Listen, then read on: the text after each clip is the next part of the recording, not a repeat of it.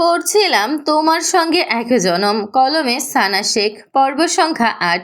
হিমেল room থেকে বেরিয়ে শিশিরের রুমে প্রবেশ করে ফ্রেশ হওয়ার জন্য। কণা একটা বড় বাটিতে করে বরফ নিয়ে রুমে প্রবেশ করে। বাটিটা বিছানার ওপর রেখে ওয়াশরুমে এসে লামহাকে রুমে নিয়ে আসে। বিছানায় বসিয়ে হাত দুটো বরফের পানির মধ্যে ডুবিয়ে দেয়। এবার একটু বেশি আরাম লাগছে। লামহার মুখের দিকে তাকিয়ে কণার চোখ জোড়া ঝাপসা হয়ে এসেছে। ইস, মেয়েটা কিভাবে কেঁদেছে! চোখ মুখ লাল হয়ে ফুলে উঠেছে। বেশ কিছুক্ষণ পর হিমেল ফ্রেশ হয়ে নিচে নেমে আসে খাওয়ার জন্য। শিরিন সুলতানা সোফার উপর বসে আছেন গম্ভীর হয়ে। হিমেল মায়ের দিকে একবার তাকিয়ে ডাইনিং রুমে প্রবেশ করে। শিরিন সুলতানা ছেলের পেছন পেছন প্রবেশ করেন। ছেলের সামনে নাস্তা সাজিয়ে দিয়ে গম্ভীর স্বরে বলেন, ওই মেয়ে খাওয়ার জন্য আসলো না? হিমেল খিটখিটে মেজাজ নিয়ে বলেন, না না আসলো, না খেয়ে মরে যাক। শিরিন সুলতানা একটা প্লেট লামহার জন্য নাস্তা সাজিয়ে নিয়ে ডাইনিং রুম থেকে বেরিয়ে যান। হিমেল মায়ের যাওয়ার পথে একবার তাকিয়ে আবার খেতে শুরু করে। শিরিন সুলতানা হিমেলের রুমের সামনে এসে দেখেন লামহা একটা বাটিতে 2 হাত ভিজিয়ে বসে আছে। এখনো ফোপাচ্ছে, চোখ মুখের বেহাল দশা। কণা পাশেই দাঁড়িয়ে আছে। লামহাকে কান্না বন্ধ করতে বলছে বারবার। গলা খাকারি দিয়ে ভেতরে প্রবেশ করেন। দুজনেই ওনার দিকে তাকায়। প্লেট হাতে বিছানার কাছে এগিয়ে আসেন। কণার দিকে তাকিয়ে বলেন, পানির জগটা ভরে নিয়ে আয়। কণা মাথা নেড়ে পানির জগ নিয়ে রুম থেকে বেরিয়ে যায়।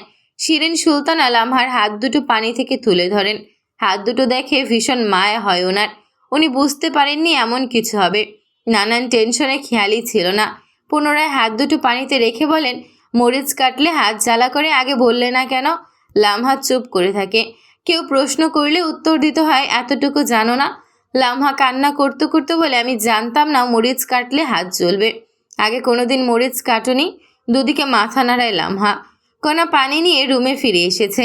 শিরিন সুলতানা 1 গ্লাস পানি ভরে লামহাকে একটু পানি খাওয়ান। রুটে ছিঁড়ে নিজের হাতে তুলে ধরেন লামহার মুখের সামনে। লামহার শাশুড়ি মায়ের হাতের দিকে তাকিয়ে মুখের দিকে তাকায়। শিরিন সুলতানা গম্ভীর গলায় বলেন, হা করো। লামহা হা করে। শিরিন সুলতানা নিজের হাতে লামহাকে খাইয়ে দিতে থাকেন। খেতে খেতে হু হু করে কেঁদে ওঠে লামহা। শিরিন সুলতানা নিজের হাতে লামহার চোখ মুখ মুছিয়ে দেন। লামহাকে জোর করে 2টো রুটি খাওয়ান শিরিন সুলতানা। কিছু না বলে প্লেট হাতে রুম থেকে বেরিয়ে যান। লামহা দরজার দিকে তাকিয়ে হেঁচকি তুলে কাঁদছে।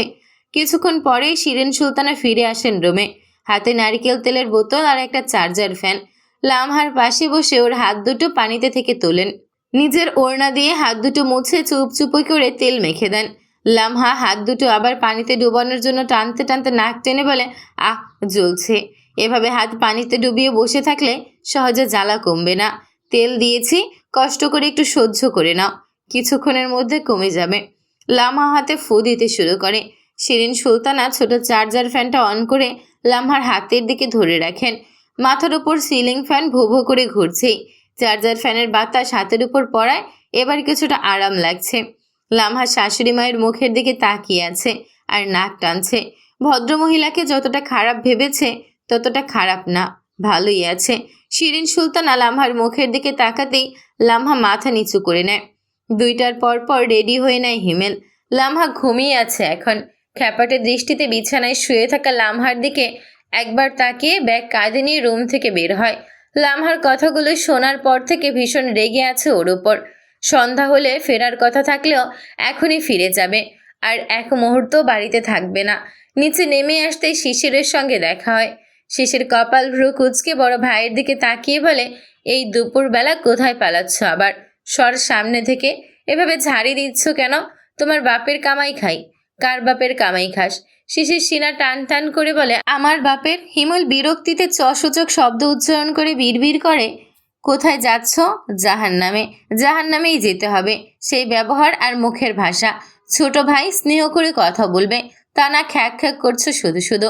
তোর চেহারা দেখলেই রাগ উঠছে। তুই সর আমার সামনে থেকে। ভালো মানুষের ভালো কথা আর কাজ দেখলে শয়তানের রাগ উঠবেই। হিমেল দাঁত কিরমির করে বলে, কি বললি তুই? বলেই শিশিরকে ধরার জন্য হাত বাড়ায়। শিশির সিঁড়ির দিকে দৌড় দিয়ে চিৎকার করে বলে, আম্মু বাঁচাও। এই শয়তানের কারখানা, দাঁড়া বলছি। আজকে তোর একদিন কি আমার একদিন। আম্মু গো, বাঁচাও তোমার নিরীহ ছেলেকে। শিরিন সুলতানা নিজের রুম থেকে বেরিয়ে সিঁড়ির দিকে এগিয়ে আসেন। শিশির মায়ের পেছনে দাঁড়ায় মাকে ঢাল বানিয়ে। খ্যাপাটে ভঙ্গিতে এগিয়ে আসা হিমেলকে দেখিয়ে বলে, দেখো তোমার বড় ছেলে কিভাবে আসছে মারার জন্য। হিমেল শিশিরকে ধরার চেষ্টা করে। শিরিন সুলতানা ছোট ছেলেকে হিমেলের হাত থেকে বাঁচানোর চেষ্টা করতে করতে বলেন, কি হয়েছে, ওর সঙ্গে এমন করছিস কেন? হিমেল কিছু বলার আগে শিশির বলে, তোমার পেয়ারের ছেলে আবার বাড়ি থেকে পালাচ্ছে। হিমেল কটমট করে শিশিরের মুখের দিকে তাকিয়ে আছে। শিশির মায়ের পেছন থেকে হিমেলের দিকে তাকিয়ে আছে। কোথায় যাচ্ছিস? কোথায় যাব আর? হলে যাচ্ছি। এখনই কেন? বিকেলে না যাবি বলেছিলি? দরকার আছে, এখনই যেতে হবে। খেয়ে যাবি না? না। বউ রেখে যেতে কষ্ট হবে না? ওর মুখ বন্ধ রাখতে বলো, নয়তো মেরে ওর মুখ ভেঙে দেব। বেয়াদ্দপ কোথাকার, খেক শিয়াল কোথাকার। শিশির, ভ্যা। আম্মু ওকে কিছু বলবে নাকি আমি কিছু করব?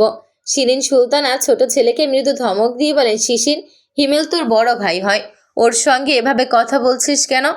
তোমার বড় ছেলে সবসময় আমার সঙ্গে খ্যাক খ্যাক করে কেন? হিমেল আবার হাত বাড়ায় শিশিরকে ধরার জন্য। শিশির মাকে ছেড়ে নিজের রুমের দিকে এগিয়ে যেতে যেতে হিমেলকে মুখ ভেঙায়। হিমেল দাঁতে দাঁত পিষে ওর দিকে তাকিয়ে আছে। খেয়ে তারপর যাবি, নিচে চল। খাবো না এখনো, পেট ভরাই আছে। লামহা কোথায়? ঘুমিয়েছে, আমি গেলাম। আচ্ছা, সাবধানে যাস। পৌঁছে কল করিস। আচ্ছা। হিমেল সিঁড়ি বেয়ে নিচে নেমে যায়। শিরিন সুলতানা ছেলের পেছন পেছন নেমে আসেন। নিচে নেমে আসতেই দাদির সঙ্গে দেখা হয় হিমেলের। নিচে ফেলে রাখা ব্যাগটা কাঁধে তুলে নিয়ে দাদিকে বলে বিদায় নিয়ে বাড়ি থেকে বেরিয়ে যায়। লামহার ঘুম ভাঙে বিকেল 4টার পর, তাও কণার ডাক শুনে। শোয়া থেকে উঠে বসে শাড়ির আঁচল ঠিক করে নেয়। গোছল ছেড়ে নিচে আসো খাওয়ার জন্য। লামহা মাথা নেড়ে বিছানা ছেড়ে নেমে দাঁড়ায়। লম্বা ঘুমের পর এখন একটু ভালো লাগছে। গোছল করলেই ফুরফুরে লাগবে। গোছল ছেড়ে বের হয় লামহা। বেলকনিতে আসে ভেজা কাপড় মেলে দেওয়ার জন্য। হিমেলের ভেজা ট্রাউজার আর শার্ট মেলে দেওয়া রয়েছে দড়িতে। নিজের ভেজা কাপড় মেলে দিয়ে রুমে ফিরে আসে। ভেজা চুলগুলো আঁচড়ে হাত খোপা করে নেয়। মুখে একটু ক্রিম মেখে লম্বা ঘোমটা টেনে ফ্যান বন্ধ করে রুম থেকে বের হয়। কয়েকটা সিঁড়ি বেয়ে নামতেই দেখে জাকির সিঁড়ি বেয়ে উপরে উঠে আসছে। দুজনেই দাঁড়িয়ে যায় নিজ নিজ জায়গায়। লামহা মাথা নিচু করে দাঁড়িয়ে আছে। জাকির তাকিয়ে আছে লামহার দিকে। কিছুক্ষণ তাকিয়ে থাকার পর নিজেই পিছিয়ে যায় জাকির। ওকে সিঁড়ি থেকে নেমে দূরে সরে দাঁড়াতে দেখে লামহা ধীর পায়ে সিঁড়ি বেয়ে নেমে চলে যায়। জাকির ওর যাওয়ার পথে একবার তাকিয়ে সিঁড়ি বেয়ে উপরে উঠতে শুরু করে। লামহাকে দেখলেই বুকের ভেতর মোচড় দিয়ে ওঠে। মন মানতেই চায় না লামহা ওর ছোট ভাইয়ের বউ। সারা জীবন ছোট ভাইয়ের বউ হিসেবে চোখের সামনে দেখতে হবে। অন্য কারো বউ হলে এত এমন লাগতো না, দেখতোও না, মনেও পড়তো না। এখন মনকে কিভাবে বোঝাবে? এই মন যে কিছুই বুঝতে চায় না আজকাল।